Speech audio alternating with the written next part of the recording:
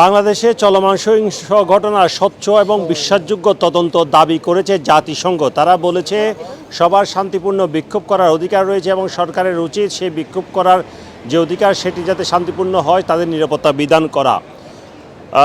বুধবার জাতিসংঘ মহাসচিবের কার্যালয়ে নিয়মিত সংবাদ ব্রিফিংয়ে এসব কথা বলেছেন মহাসচিবের মুখপাত্র স্টিফেন ডুজারিক।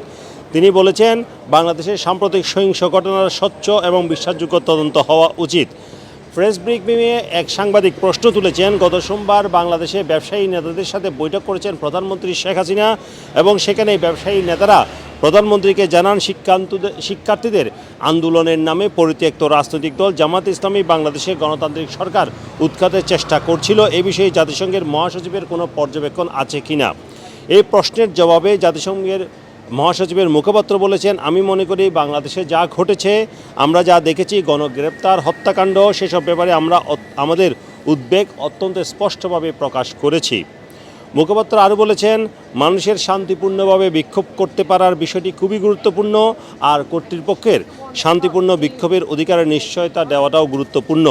এটি এমন একটি অধিকার যা আন্তর্জাতিক মানবাধিকার চুক্তিতে নিহিত রয়েছে।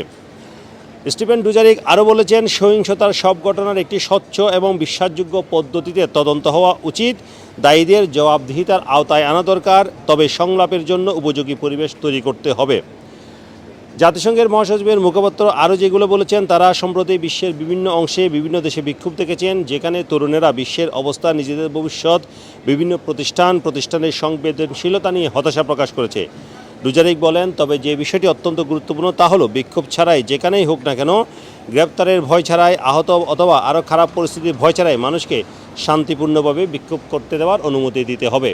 আপনারা জানেন বাংলাদেশে চলমান যে সহিংসতা চলছে সেখানে জাতিসংঘ সহ যুক্তরাজ্য বিভিন্ন সরকার উদ্বেগ জানিয়েছে, তারা হত্যাকাণ্ডের নিন্দা জানিয়েছে এবং সেগুলো তদন্ত এবং বিচারের দাবি জানিয়েছে।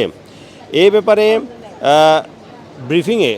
জাতিসংঘের ব্রিফিংয়ে আরেক সাংবাদিক প্রশ্ন করেছেন, দেখামাত্র গুলির নির্দেশনা দেওয়া হয়েছে বাংলাদেশের নিরাপত্তা বাহিনীকে, এতে শিক্ষার্থীরা নিহত হয়েছে। এই বিষয়ে জাতিসংঘের শান্তিরক্ষা মিশনে বাংলাদেশের ভূমিকায় প্রভাব ফেলবে কিনা। জবাবে জাতিসংঘের মুখপাত্র বলেন, নিরাপত্তা বাহিনীর সরাসরি গুলি করা সহ বাংলাদেশের সাম্প্রতিক ঘটনাগুলো নিয়ে তারা যে খুবই উদ্বিগ্ন সে কথা ইতিমধ্যে বলা হয়েছে।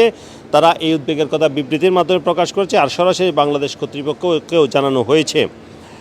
এছাড়া আপনারা জানেন বাংলাদেশে যে চলমান সহিংসতা চলছে সে বিষয়ে আরেকটি আপডেট যেটি আমি দিতে চাই, সেটি হচ্ছে সেখানে এখনও গণগ্রেপ্তার চলছে এবং প্রায় 3000-এরও বেশি মানুষকে গ্রেপ্তার করা হয়েছে বলে বিভিন্ন সংবাদ মাধ্যমে এসেছে এবং তাদেরকে আদালতে পাঠানো হচ্ছে। আদালতে পাঠানোর পর আসলে অনেককেই রিমান্ডে নেওয়া হচ্ছে, অনেককে জামিন দেওয়া হচ্ছে, কিন্তু এই সামগ্রিক পরিস্থিতিতে সরকার চেষ্টা করছে জনজীবন স্বাভাবিক করার এবং স্থল এবং জলপথে চলাচল চলছে। গ্রেপ্তার, আত্মসমর্পণ সহ বিভিন্ন বিষয় হচ্ছে এবং সেসব বিষয়ে আপনাদেরকে আরও আপডেট দেওয়ার চেষ্টা করব।